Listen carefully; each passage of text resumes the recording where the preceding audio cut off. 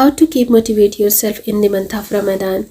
رمضان میں تمام چیزوں میں برکت کے ساتھ ساتھ گندے برتنوں اور کچن کے کاموں میں بھی کافی حد تک برکت ہو جاتی ہے. خیر، اسی ٹاپک کو ریلیٹ کرتے ہوئے آج کے ولاگ میں بہت ساری کچن اور دوسری باتوں کے ساتھ ساتھ میں آپ کے ساتھ کچھ ایسی آپ کی اور میری ہم سب کی فیوریٹ ٹپس اور ٹرکس شیئر کروں گی جو رمضان کی آمد کے ساتھ ہماری روٹین میں بھی کافی چینج لا سکتی ہیں. اور یہ ایسا مہینہ ہے کہ اس میں چاروں طرف برکتیں نازل ہوتی ہیں، اور اگر ہم اپنی کچھ عادتوں کو رمضان کے اس خوبصورت بابرکت مہینے میں چینج کر لیں گے تو باقی کے آنے والے 11 مہینے بھی ہمارے اتنے ہی خوبصورت اور بابرکت گزر سکتے ہیں. آئندہ آنے والے 11 مہینوں میں ہم اپنی عادتوں کو چینج کر کے کافی حد تک اپنی زندگی کو خوبصورت پیراہے میں بھی بدل سکتے ہیں. آج آپ کو کچھ ایسی ہی باتیں، کچھ ایسی ہی 4-5 ٹپس 80% جو آپ کو موٹیویٹ کریں گی شیئر کرنے جا رہی ہوں آج کے ولاگ میں. So let's begin with the video.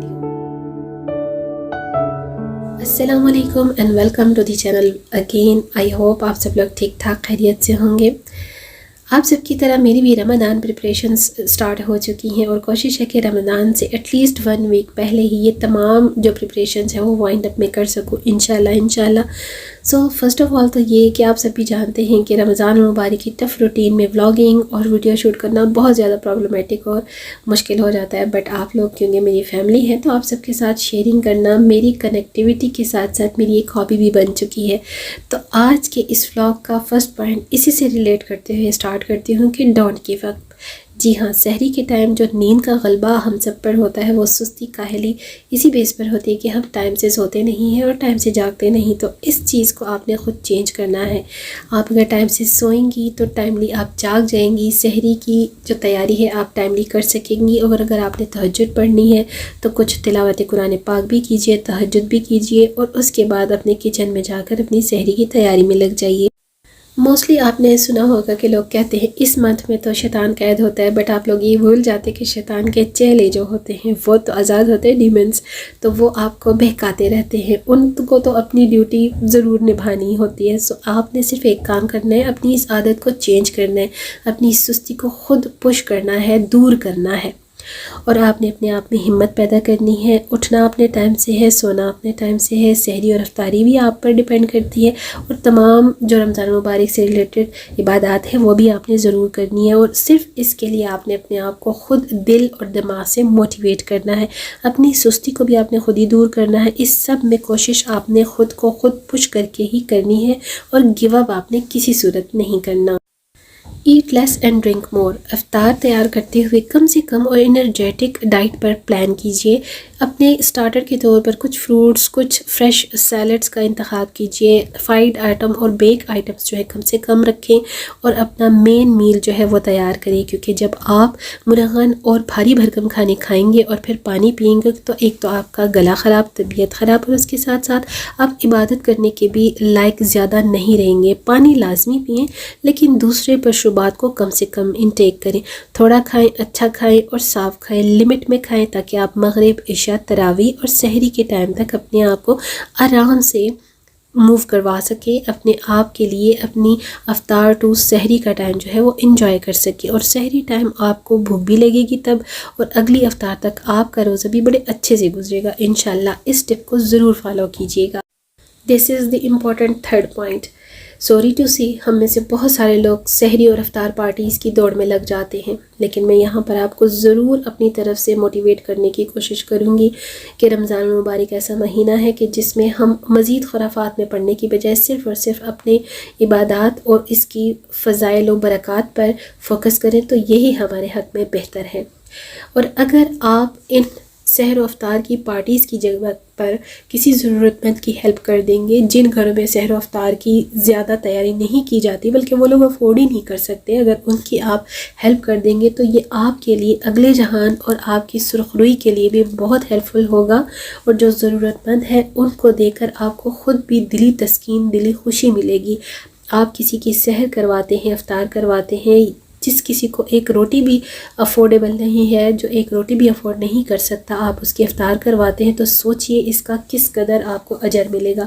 ایسے لوگوں کو دیکھیے جو کسی کے آگے ہاتھ بھی نہیں پھیلاتے، اپنا بھرم رکھتے ہیں، وہ کسی کو فیل بھی نہیں ہونے دیتے کہ ہم سحر و افطار کر پاتے ہیں یا نہیں، لیکن پھر بھی وہ اپنے منتھ آف رمضان کی رسپیکٹ کرتے ہیں، رمضان کا روزہ ضرور وہ رکھتے ہیں۔ اللہ نے آپ کو اگر دیا ہے تو آپ ایسے لوگوں کو مدد کریں جو دل سے آپ کو دعا بھی دیں گے اور آپ کو خود بھی دل سے ان کی مدد کر کے خوشی ہوگی۔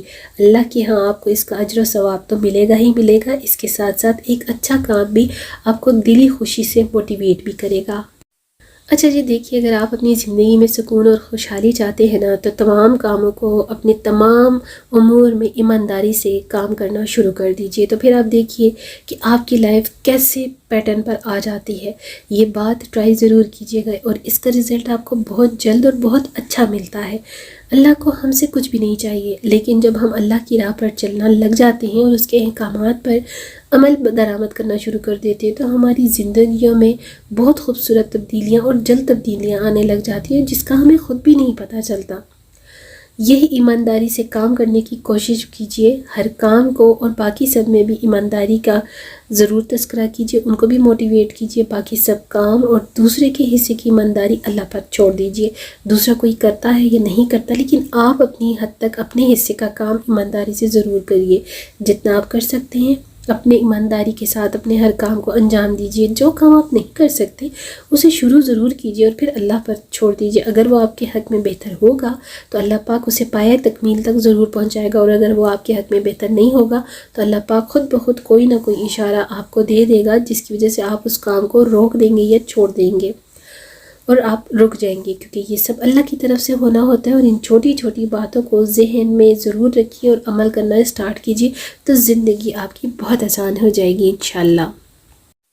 ڈونٹ ٹیک اسٹریس، کبھی بھی آپ اپنے آپ کو اتنا زیادہ دوسرے کاموں اور باتوں میں نہ الجھا دیں گے آپ اس سے اسٹریسفل ہو جائیں اور ڈپریشن کا شکار ہو جائیں۔ دماغ میں اتنی اسٹریس نہ لائیے کہ آپ اندر سے ڈی موٹیویٹ ہو جائیں، آپ کی موٹیویشن ہی ختم ہو جائے۔ خود کو موٹیویٹ اگر آپ رکھنا چاہتی ہیں تو خود کو اسٹریس فری رکھیں گی، اور اس کے لیے آپ نے کرنا یہ ہے کہ ہمیشہ نیگیٹیوٹی کو پاس نہیں آنے دینا، اس سے دور رہنا ہے۔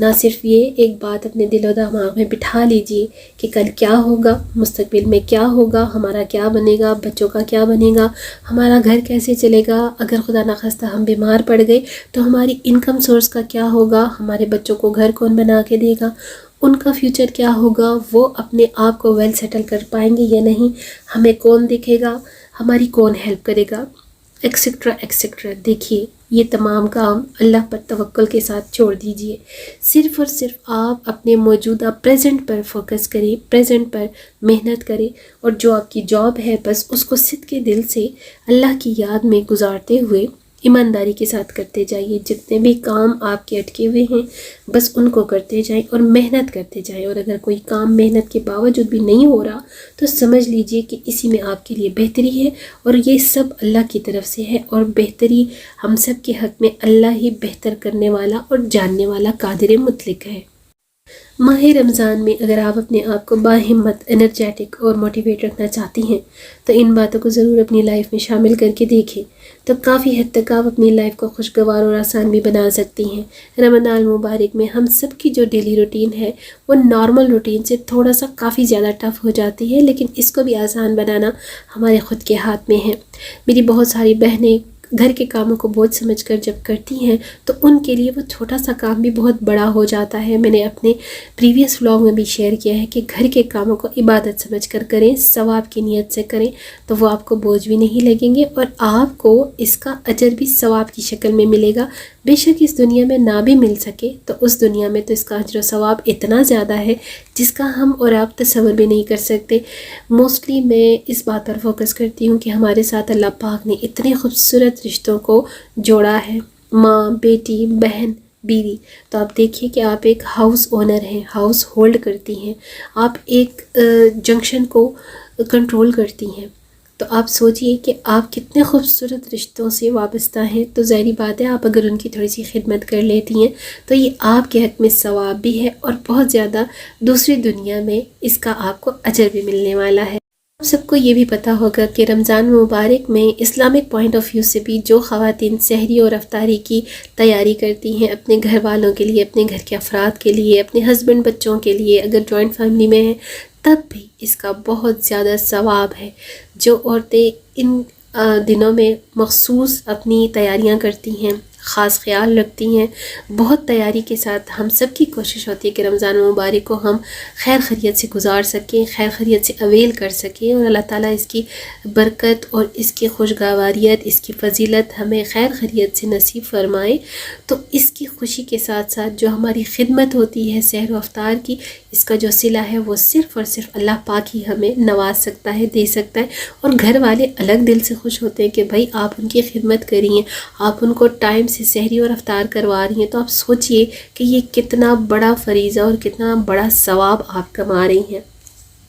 تو جیسے ہی یہ پیاری سی سوچ آپ کے مائنڈ میں آئے گی نا، تو آپ کو خود اپنا آپ بہت زیادہ خوبصورت لگے گا. اور یہ منتھ آف رمضان جو ہے آپ کے لیے بھی بہت زیادہ جو ہے نا وہ کیا کہتے ہیں نیکیوں کے ساتھ اور بہت اجر و ثواب والا انشاءاللہ ثابت ہوگا. ویسے تو رمضان کے حوالے سے بہت سارے پروگرام، ٹی ویز، لیکچرز اور اسلامک لیکچرز بھی آپ لوگ سن ہی رہے ہوتے ہیں، اور میری بھی کوشش ہوتی ہے کہ میں اپنے بلاگز کے ذریعے تھوڑا بہت ڈفرینٹ بلاگز اور ٹاپکس آپ سب کے ساتھ شیئر کروں جو میری بہنوں کے لیے ایزی بھی ہو اور فالو کرنا ان کے لیے کوئی مشکل بھی نہ ہو.